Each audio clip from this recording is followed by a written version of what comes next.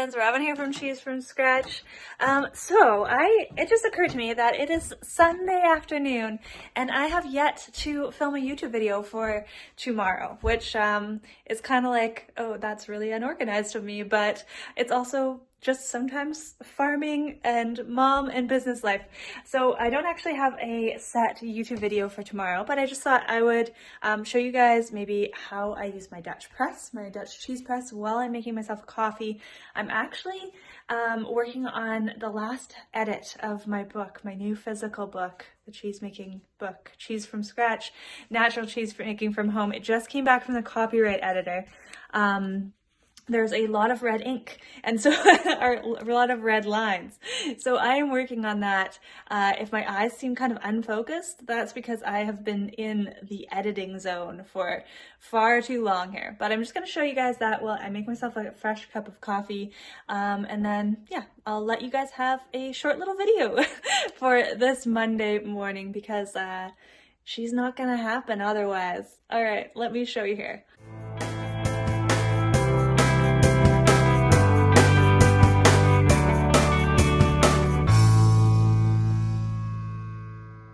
Alright, so the idea I had to show you this video actually came because somebody on Instagram just had sent me a message asking about how I use my Dutch press. So I had sent them a little video because sometimes it's just way easier to just send a video than to actually just explain everything.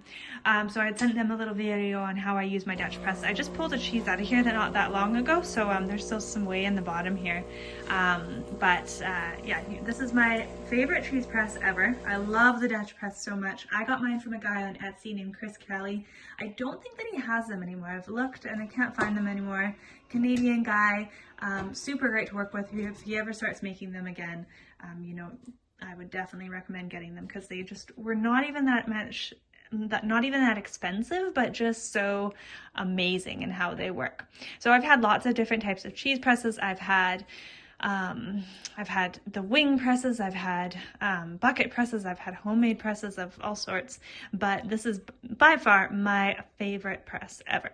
So how I measure weight on this press is really simple, and it might not be exactly how you're supposed to do it, but here I am making good cheese for my family using this method. So how I measure weight on this press is that I'm taking a measurement from this part, this I don't know what you want to call this hub part of the cheese press, to right here where the pillar comes down. So this measurement here is the one that I care about. Now, when I take that, I use it back to here. And so my press has really nice little notches on it that go all the way along it. And these notches are this length from here to here. So that is what those notches are. But if you don't have those notches, you can just easily measure from here to here, and that's going to give you where these notches should be, and you can just draw them on or just remember whatever you want to do. So when the weight is hanging from this first notch, from that first space there, this is going to be the exact amount of weight that you were hanging on there. So say I am hanging 5 pounds of weight from right here, that's going to be 5 pounds of pressure onto my cheese. Now, when I go one notch back, or kind of 2 lengths of this, 2 lengths, one notch back. Now this is 10 pounds, it doubles the pressure. Now I go back to here, that is 15 pounds. Go back to here, that is 20 pounds. So every time you go, you're adding 5 pounds onto that. Yeah, so it makes it really easy to use. I have 2 jugs. I just keep them in like these rice bags that I have, and I just hang them on the end. I always start with one jug hanging, and I put it right at the first notch, as close as I can get it to the first notch. And I'm kind of adjusting as I go to see how much whey is actually coming out of the cheese. I never want the whey to be running out of the cheese. If the whey is running out of the cheese, then that's my indication that I'm putting too much pressure on too rapidly. Now recipes, mine included, usually say start at light pressure, go to medium pressure, go to high pressure. Now, even though I still do that, I don't actually go right to a full light pressure. So a light pressure would be about 10 pounds, I would say. So I start off at 5 pounds. Actually, I started off with no pounds. I let my cheese drain for like 10 minutes after I put it into the form, just so that there's no more whey running out of it.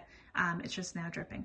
Then I put 5 pounds on there. a few minutes later, probably like 5 minutes later, I'm coming back and putting it to 10 pounds. And I might even exceed that as I see that the cheese needs it. After a half an hour, I'm taking the cheese out, I'm redressing it, then I'm putting it onto medium pressure, and same thing, I'm just kind of slowly advancing that pressure up to where I want to get to. So the key there is slow, slow, slow. The slower you start that initial pressing, the less likely you're going to be of locking moisture into your cheese, causing a lot of mechanical holes, which can lead to a lot of bitterness in the cheese.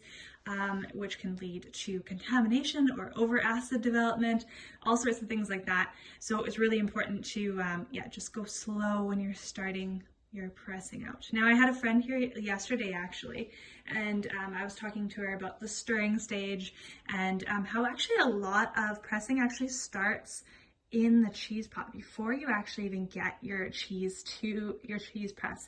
You're wanting to make sure that those curds are a nice uniform size. You're wanting to make sure that they can actually withstand pressure themselves. So like pushing them between your fingers, making sure they press down sort of like gum is a good indication that they can withstand some pressure. When you squeeze them in your hands, they're going to cling together, but when you kind of flick them apart with your hands, they're going to break apart into individual curds. So those are all indications that you have gotten your curds to a point where they can really withstand that pressure, that weight on top of them. Because if you press them too early, what you're going to do is you're going to actually crush those curds. You're going to lock a lot of moisture inside your cheese.